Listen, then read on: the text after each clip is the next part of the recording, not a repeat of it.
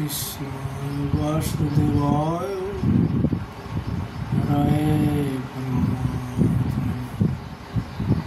কৃষ্ণ সায় গোবিন্দায় নমো নমঃ।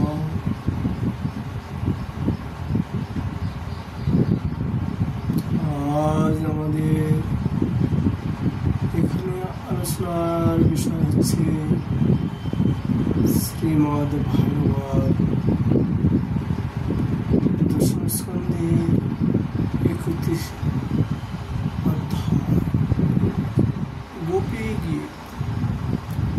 ভগবান শ্রীকৃষ্ণ যখন রাধার শ্রী অন্তর্ধান করলেন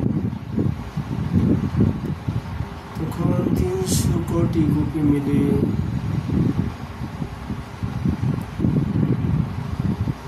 গান গেয়েছিলেন। সেই গানটির নাম হল গোপী গীত। সেই গোপী গীতির কথা আমরা আজ এখানে যৎকিঞ্চিৎ আলোচনা করব।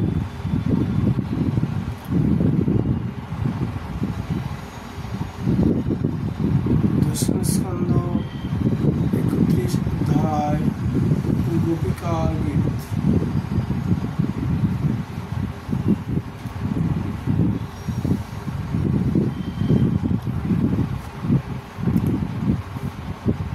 गोप्यसु जयतीत्यधिकं जन्मना प्रजः स्यात् इन्द्राशस्वदत्रिः द्वैतदृश्यतां दीक्षितावकाशतै धृतसमस्तं विसिन्नते।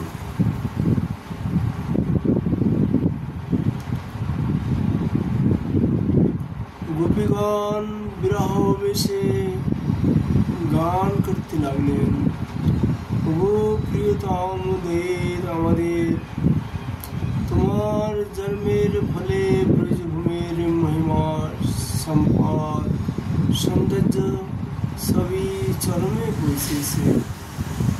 সর্বলোকী এখন আর জয় জয়কার সৌন্দর্য মাধুর্য সম্পদের অধিষ্ঠাত্রী দেবী লক্ষ্মী স্বয়ং এখানে সদা সর্বদা বাস করছে। অথচ দেখো এই ব্রজে যারা একান্ত ভাবে তোমারই জন্য যারা প্রাণ ধারণ করিয়া আছে তারা সেই তোমার দাসীরা তোমাকে না পেয়ে বনে বনে ঘুরে বেড়াচ্ছে তোমার অম্বসনে। কৃপা করো গো নিষ্ঠুর, দেখা দাও।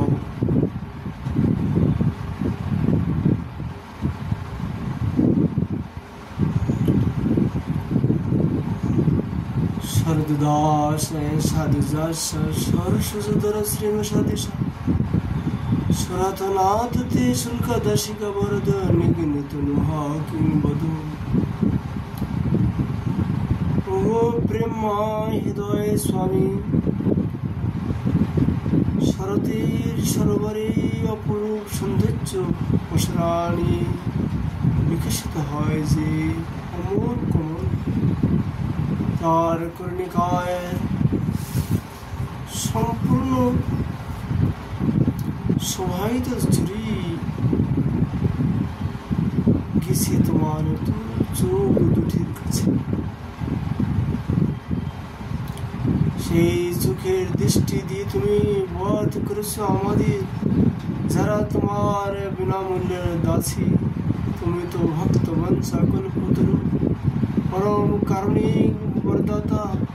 বলো তো শুধু অস্ত্রের দ্বারাই বধ হয় কি বধ?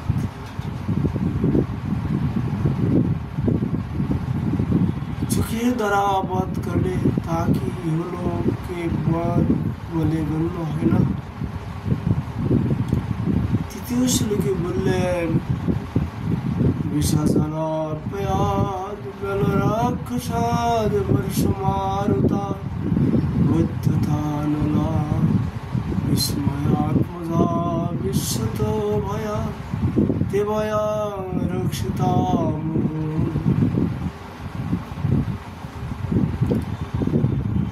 বললেন, পুরুষ শ্রেষ্ঠ, তুমি তো কতভাবে কতবার আমাদের নিশ্চিত মৃত্যু থেকে বাঁচিয়েছ।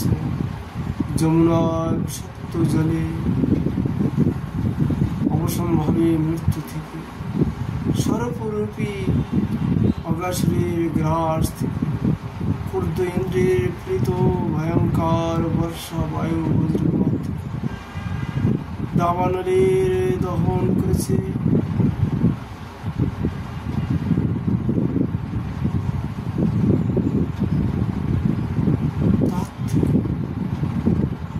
বিষাসুর, উমাসুর প্রভৃতি কত মায়াবী অসুরের হাত থেকে, এছাড়াও আরো যত বিপদে যখনই আমরা ভয় পেয়েছি, সে সব থেকে তো তুমি আমাদের বারে বারে রক্ষা করেছ।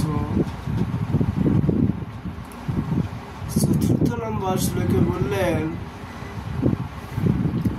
নখলু গোপিকানখিল দেহি নামন্তরাত্মদিরি বিখানা সার্থিত বিশ্ববুদ্ধেশ দৈবান সত্যতম কুলে। তুমি তো শুধু যশোদানন্দন নও, তুমি সকল প্রাণীর অন্তর্যামী দৃষ্টি, সাক্ষী পুরুষ, সৃষ্টিকর্তা। ব্রহ্মার প্রার্থনায় বিশ্ব সংসারকে রক্ষা করার জন্য তুমি এই সত্যত বংশে, এই যদুবংশে আবির্ভূত হয়েছ। ওগো,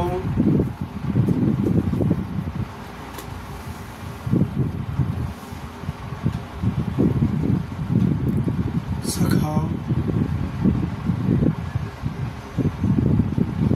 বিরসিতা ভয়ং বিষ্ণুধূর্যতি চরণমেও সংসৃতির ভয়া করসর্বং কান্ত কামোদং শিরসিদেনং শ্রীকর্ণ।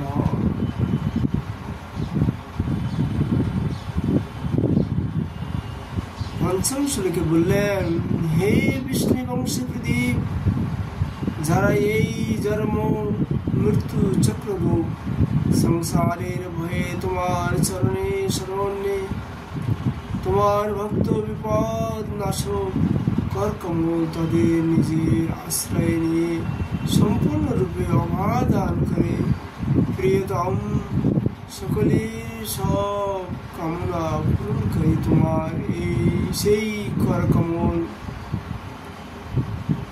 যার দ্বারা তুমি শ্রীদেবীর প্রাণী গ্রহণ করেছ, তা আমাদের মাথায় রাখো।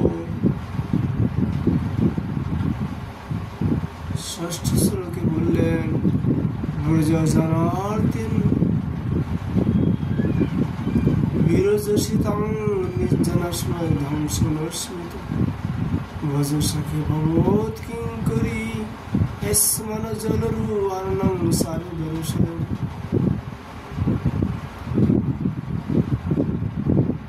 বললেন, ব্রজজনে দুঃখহারি ও গভীর, তোমার যারা নির্জন ভক্ত শরণাগত, তাদের মনে যদি কখনো কোনো দুর্গ্রহ বসে গর্বের উদয় হয়, তোমার বদনের একটি স্মিত হাস্যের রেখা তা মুহূর্তের মধ্যে ধ্বংস করে দেয়।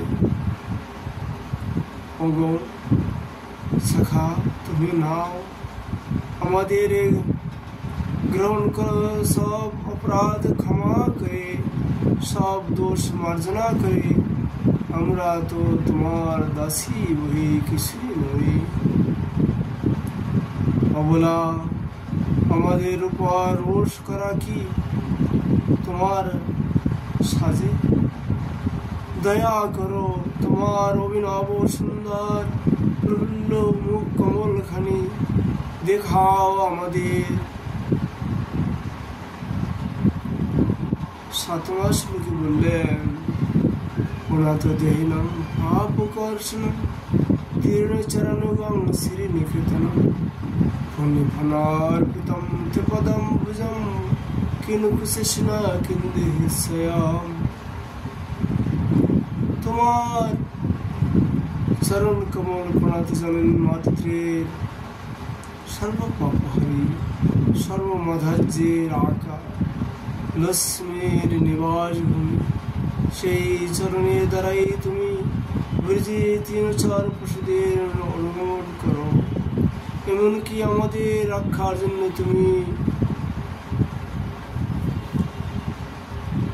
ভয়াল কালী ও নাগের ফনার উপর পর্যন্ত সেই চরণ স্থাপন করতে দ্বিধা করনি। তোমার বিরহে আমাদের হৃদয়ে যে তীব্র দাহ সৃষ্টি হয়েছে, কেবলমাত্র তোমার চরণই পারে তা নির্বাপিত করতে। একবার এসো, তোমার রাতুল তল রাখো আমাদের বুকে, মেটাও আমাদের মর্মের কামনা। সরোশীতল স্পর্শে শান্ত হোক আমাদের তৃষ্ণা, জুড়াক আমাদের জীবন।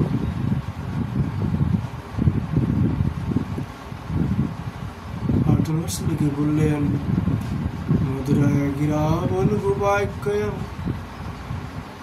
বুধ মানব গয়া পুষ্করে ক্ষণা বিধি করে মহাবীর অনুভূতি রাজার সেদিন অপয় বললেন, কমল নয়ন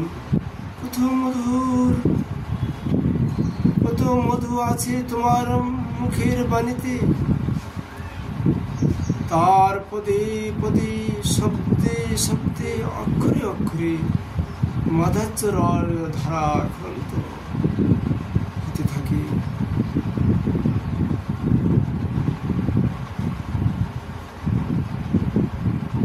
তোমার কণ্ঠধ্বনির চিত্তাকর্ষী বিচিত্র উচ্চারণ ভঙ্গি তথা স্বর প্রক্ষেপে নিপুণতায় এবং সর্বোপরি অর্থগত গভীরতা ও ব্যঞ্জন মাহাত্ম্যে আমরা তো কোন তাবৎ শাস্ত্রজ্ঞ জ্ঞানী ও পণ্ডিতজনেরাও অভিভূত হয়ে যায়। সত্যি কথা বলতে কি সরস্বতী তোমার বশবর্তিনী, তোমার বাক্যে তাই এই অলৌকিক মোহিনী শক্তি ক্রিয়াশীল, আর তারই ফলে আমরাও তোমার কথা শুনে মুগ্ধ হয়ে থাকি। আর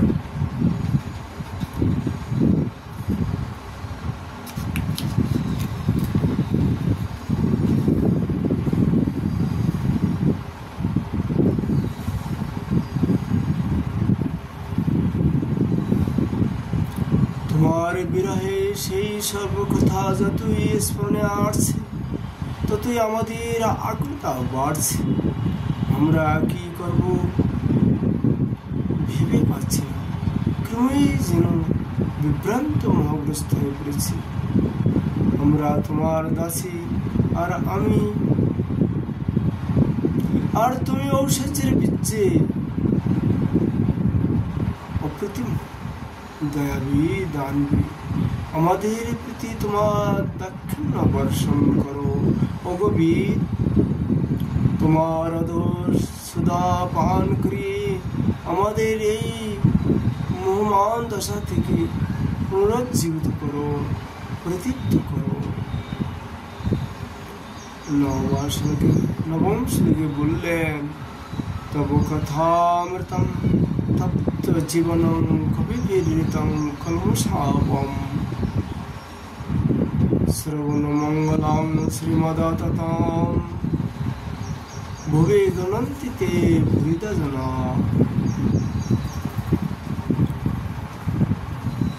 তোমার নিজ মুখের কথা যেমন মধুর, আবার আমাদের মতো তোমার বিরহে কণ্ঠগত প্রাণ ব্যক্তিদের পক্ষেও তোমার লীলা কথা কীর্তন শ্রবণাদি প্রাণ রক্ষার কারণ হয়ে থাকে।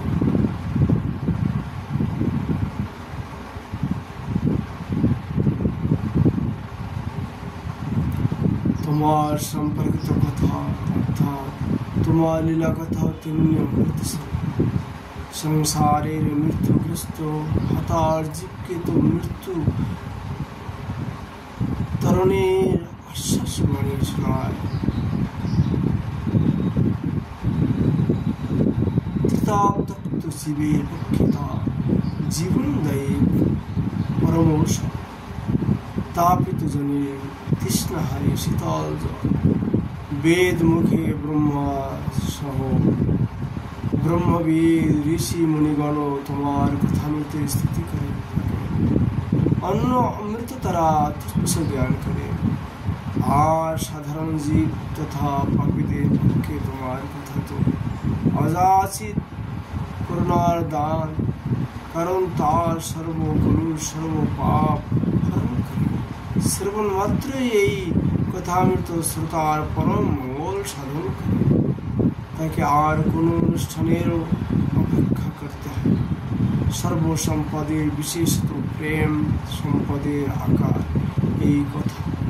তোমার কথা শুনতে শুনতে অপ্রেমিকের মনেও প্রেম সঞ্চয় হয়, প্রাকৃত শ্রী লাভ বহু বিস্তৃত সর্বত্র লভ্য তোমার এই কথা। ভক্ত মহাত্মা জনের মুখে মুখে বহুল উচ্চারিত, ইচ্ছা মাত্রই শ্রবণ পথে গ্রহণ করে পরম কল্যাণের পথে অগ্রসর হওয়া যায়। আর এই কথার যারা মানুষের কানে পৌঁছে দেন, এই পরম অমৃত সেই অকারণ করুণাশালী প্রেমিক ভক্তজনের দানের আর তুলনা নেই। জগতের মহত্তম দাতা তারাই।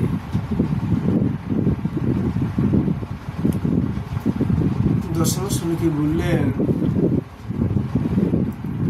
প্রহসিতাং প্রিয় প্রেম বীক্ষণং বিহরণং সতে ধন মঙ্গলম রহস্য সংবেদ যায় স্পৃশ কোনো মনো ভবন্তি। হায় প্রিয়, তোমার মধুর হাসি প্রেম পূর্ণ দৃষ্টিপাত, তোমার নানা রকমের ক্রিয়া এসব আমরা এক সময়ে দূর থেকে দেখতাম, আকৃষ্ট হতাম, কিন্তু তোমাকে কাছে পাইনি। তাই তোমার এই সব আচরণে আমাদের ধ্যানের বিষয় ছিল। সেই ধ্যানই ছিল আমাদের শান্তি। তোমার বিষয়ে ধ্যান যে মঙ্গলজনক তা তো বলার উৎসাহ রাখে না। হয়তো সেই মঙ্গলময় ফল হিসাবে একদিন তোমাকে পেলাম আমরা, আর সে পাওয়াও যে কি তা যে পেয়েছে সেই জানে। অন্তের মাধুর্য ভাণ্ডার উন্মুক্ত করে দিতে তুমি আমাদের কাছে গোপনে বিজনে কথায় সুরে আকারে ইঙ্গিতে হাসিতে বাঁশির গানে তোমার চিত্তময় সমস্ত আচরণের মাধ্যমে তুমি আমাদের চেতনায় সংস্কৃত করে দিতে কোনো অনন্তের আভাস জাগিয়ে তুলতে এই অনিবার্যনীয় অনুভূতি। ইহলোকের এই কান্না হাসি সংসারের মধ্যে থেকেও আমরা হয়ে যেতাম এসবের পারে অনন্ত লোকবাসিনী। আমাদের হৃদয়ে পুলকোচ্ছ্বাস জাগানো সেই আনন্দ রস ধারা স্নান, সেই অমৃত অভিষেক, সে সবই আজ স্মরণে এসে শুধু আমাদের মর্মে খুব জন্মাচ্ছে। ওই কপট শরণাময় প্রেমহীন আমাদের বুক ফেটে যাচ্ছে। এই ছিল তোমার মনে।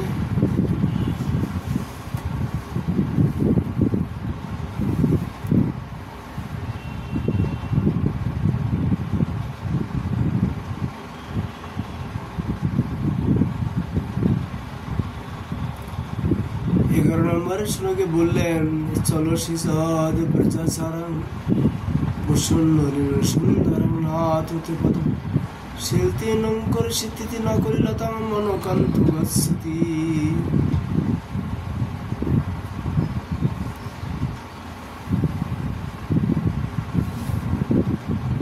নাথ, আমার জন্য কত ভাবে কত কাঁদে যে আমাদের প্রাণ অস্থির হয়ে ওঠে।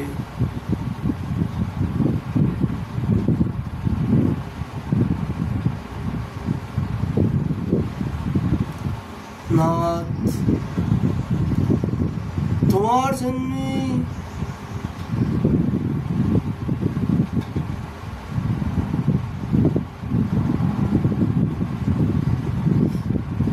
কত ভাবি কত কারণে যে আমাদের প্রাণ স্থির হয়ে ওঠে, তা কি তুমি জানো?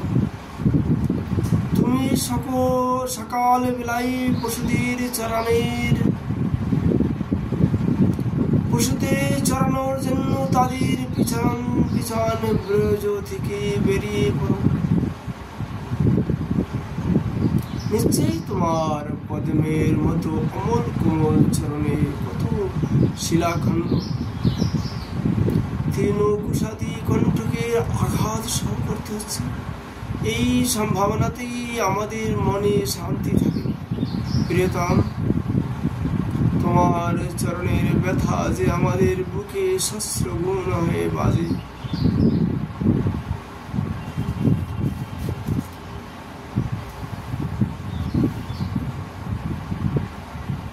বারশোলকে বললেন, দিন পরীক্ষায় নীলকুন্তলে অনুরুভানং বিব্রত আবৃতম ঘনরজশলং দর্শয়ন মনসি নয়স্পন বিরজস্যসি। দিন শেষ হয়ে এলে যখন তুমি গোধন নিয়ে বন থেকে আবার ব্রিজে ফেরো, তোমার পদ্মের মতো মুখটি তখন গরুর খুরের ধুলায় তুষার ঘন নীল কুঞ্চিত কেশরাজি এলোমেলো হয়ে মুখে চারদিকে লেপ্টে থাকে। সেই মুখটি বারে বারে আমাদের দিকে ফেরাও তুমি নানা ছালে, যেন আমাদের দেখাতেও চাও সেই অপরূপ স্বভাব। ও কবীর, আমাদের মনে তোমাকে পাওয়ার আকাঙ্ক্ষা জাগানো, এই অবলাদের চিত্তকে কেবলমাত্র তোমার কামনা একাগ্র করে রাখার জন্যই কি তোমার এই কৌশল? তিরস্বরকে বললেন, পুনাত কামদং পদ্মজার্চিতং ধর্মমণ্ডলং ধ্যোমপদি চরণ পঙ্কজং সন্তমং স্থিরমন্ময় স্তন সর্বয়াধীন।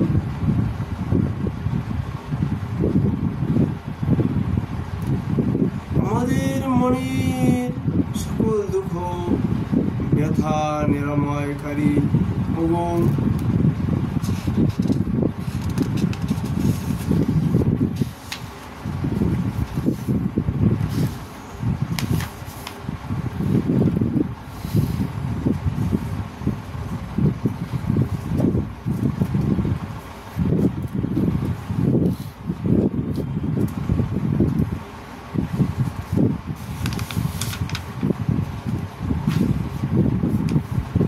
আনন্দময়, তোমার চরণ কমল প্রান্ত জানি সর্ববিশ্ব পূর্ণ করে স্বয়ং দেবী লক্ষ্মী এবং পদ্মজনী ব্রহ্মা তোমার চরণ সেবা করতে পেলে নিজে ধন্য মনে করে সেই দুর্লভ চরণ সম্প্রতি পৃথিবীর বুকে বিচার করে তার শোভা বৃদ্ধি করেছে। তোমার চরণ ধ্যান করলে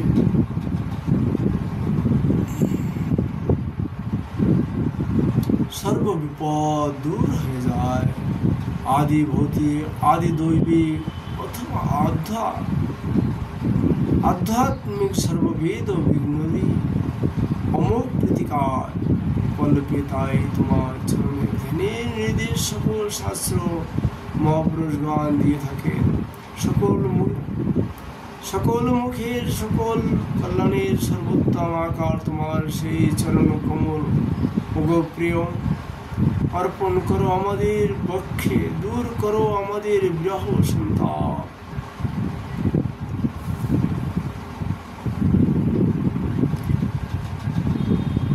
সৌদশলীকে বললেন,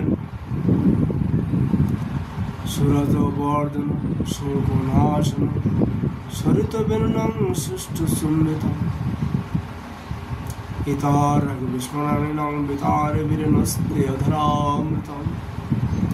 বীর শ্রেষ্ঠ তুমি প্রিয়, আমাদের দানে দয়ায় তোমার সমকক্ষ তো কেউ নেই। নিজে সবকিছু তুমি অবলীলায় বিলিয়ে দাও। তোমার একান্ত নিজস্ব অধরামৃত দানেও তুমি পরামুখ হও না। আমরা যে বিধিতে আক্রান্ত হয়েছি আর প্রকৃত কৌশল ওই বস্তুটি, তোমার মুখের বাসিটি তোমারই অধরামৃত পান করে সুরে সুরে ভরে উঠে, বিশ্বময় বিতরণ করে মহান আদির অসীম সম্পদ। জীবনের কোনো বিশেষ শুভক্ষণে যে একবার তোমার অধুর সুধার রসরূপ পরম দানের ভাবমগ্ন, তার কোনো নিভৃত প্রহারে গোপন প্রেমিকের সরোবর চুম্বনের মতো তোমার প্রেমের বিদীপ্ত চোখের স্পর্শের আস্বাদন লাভ। তোমার প্রতি আসক্তি বন্ধন তার আর কখনো ছিল। দিনে দিনে বেড়ে চলে তার প্রেম উজ্জ্বলা শ্রুতি, সর্বসুখ থেকে মুক্ত হয় যে সে। জাগতিক আর কোনো পদার্থের জন্য তার কোনো কামনা থাকে না। সেই সুধা পান করে জীবন রক্ষা করো আমাদের। 15-16 বললেন, অটিতি যদ ভাবানন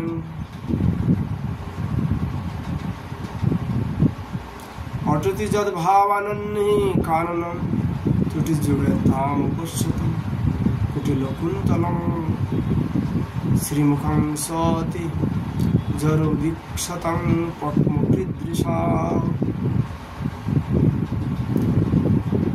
15-16 বললেন, দিনের বেলায় তুমি যখন চারণের জন্য বনে বনে বিচরণ করতে থাকো, তখন তোমাকে না দেখতে পেয়ে আমাদের খানার্ধ কালো এক যুগ বলে মনে হয়। আবার দিনান্তে যখন তুমি ব্রিজে ফেরো, তখন তোমার কুঞ্চ রাজের মধ্যে ঢল ঢল শ্রীমণ্ডিত মুখ পঙ্কজের দিকে উপবাসী নয়নের সমস্ত তৃষ্ণা নিয়ে উন্মুখ হয়ে তাকিয়ে থাকি আমরা।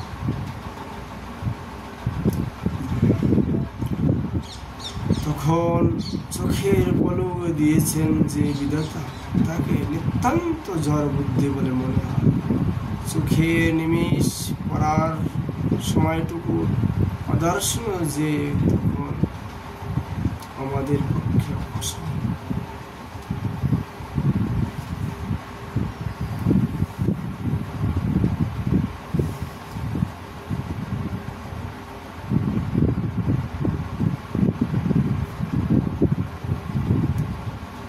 ষোলশকে বললেন, পতি সুতান্নয় ভ্রাতৃবান্ধবা নতি বিলম্বতি সুতাগতা গতি বিদস্তব দেবিত মোহিতা কিতব যশিত কস্তেজেন নিশি। বললেন, হে উচ্চুত,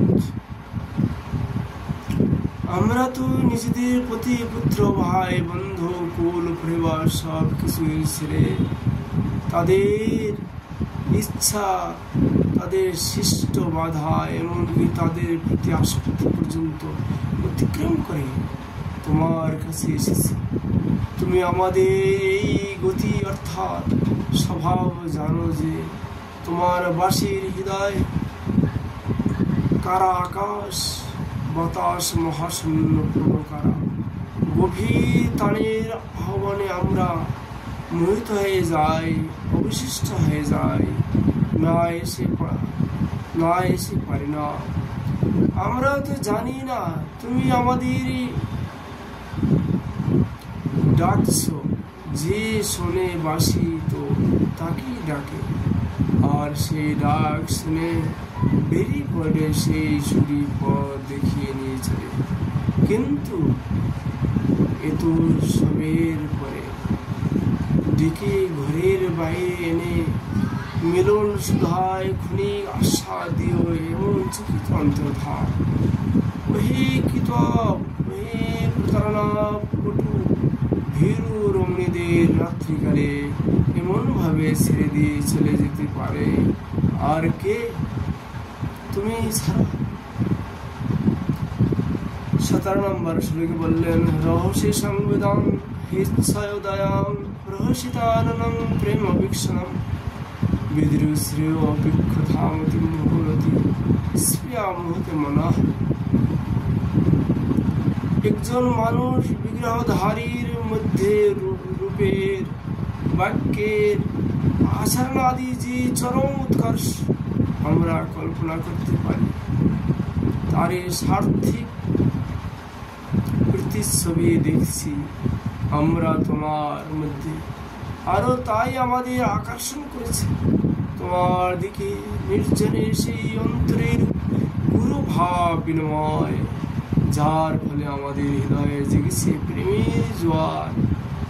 তোমার হাসি ভরা মুখ, অনুরাগ ভরা দৃষ্টি, আর তোমার বিশাল বক্ষ দেশ যেখানে নীল আকাশের সোনার রেখার মতো বিরাজ করেছে।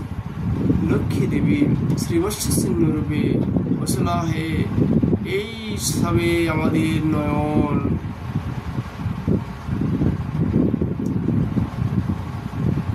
মন মুগ্ধ হয়েছে।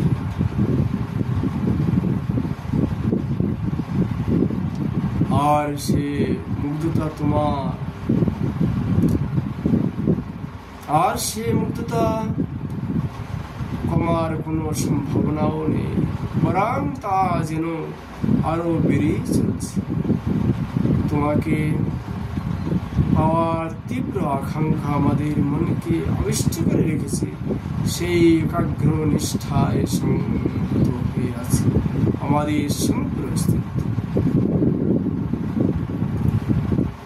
ব্রজবনকসাং ব্যক্তিরঙ্গতে ব্রিজি হন্ত্রলাং বিশ্বমঙ্গলং ত্যাজ মনক্সা নস্তৎ স্প্রাকনং সজনে ত্রিজং জনসুরং। 18 শ্লোকে বললেন, প্রিয় আমাদের, আমরা জানি তোমার আবির্ভাব ব্রজবাসী, বনবাসী তথা সকল বিশ্ববাসীর জন্যই পরম মঙ্গলময় ঘটনা। সর্বকালে সর্বমানবের সর্বদুঃখ ও নিরাসনের নিশ্চিত আশ্বাস। আমরা তোমার নির্জন এই ব্রজটি দিবাসী অতি ভয়ঙ্কর হৃদয় রোগে আক্রান্ত। এই রোগের কারণ কি তাও শোনো। তোমার প্রতি ধাবিত হচ্ছে আমাদের স্প্রিয়া।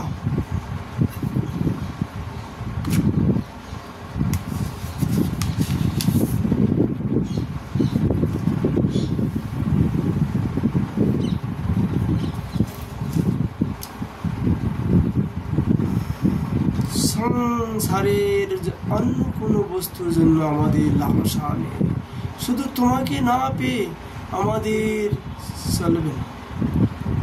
এই সুতীব্র একমুখী অবশ্যই এখন আমাদের দেহ, প্রাণ, মন, আমাদের সমগ্র অস্তিত্বকে গ্রাস করে ফেলেছে।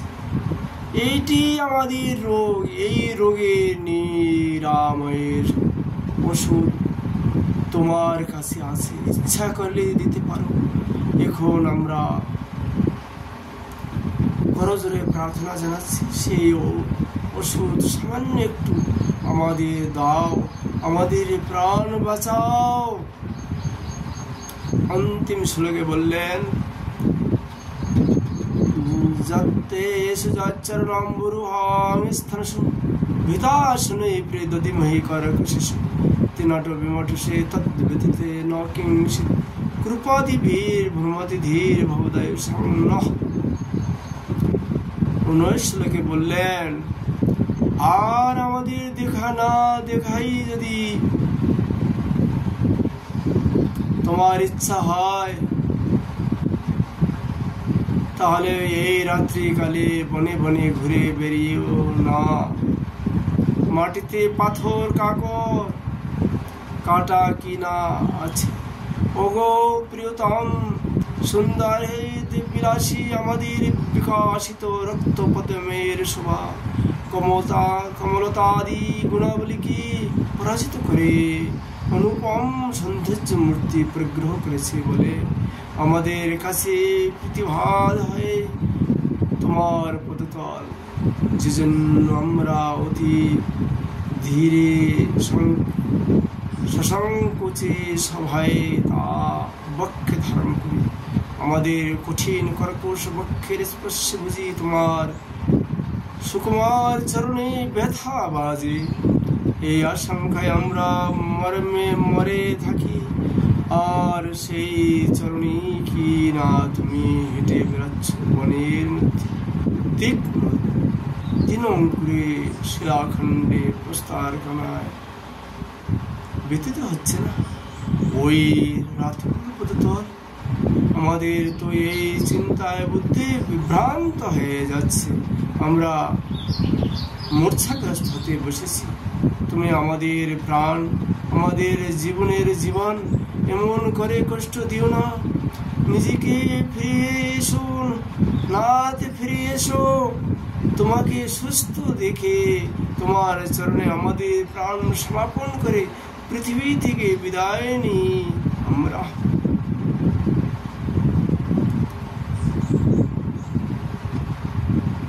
গোপীদের মুখ থেকে শ্যাম বেদ প্রকার হলেন, যাহারা এই গোপী গীত নৃত্য শ্রবণ কীর্তন করবেন তাদের প্রতি ভগবান অত্যন্ত প্রসন্ন হবেন।